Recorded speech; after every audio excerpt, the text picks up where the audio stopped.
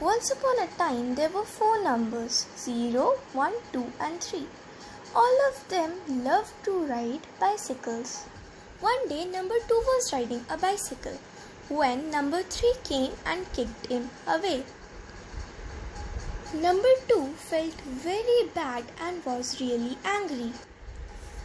Then 2 thought of something and went to the place where number 1 was riding the bicycle.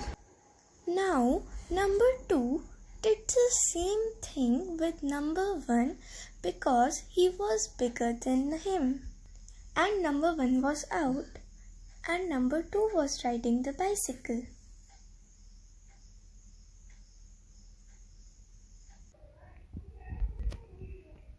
Initially, number 1 started crying, but then he got an idea.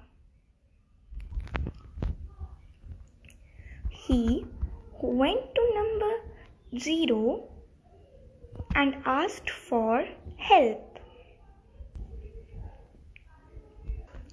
Now they became number 10 and were the biggest number. Number 10 went to the place where number 3 was riding the bicycle and did the same with number 3 what he did with his junior numbers. Like this, he was taught a lesson. Moral of the story: unity is strength. Thank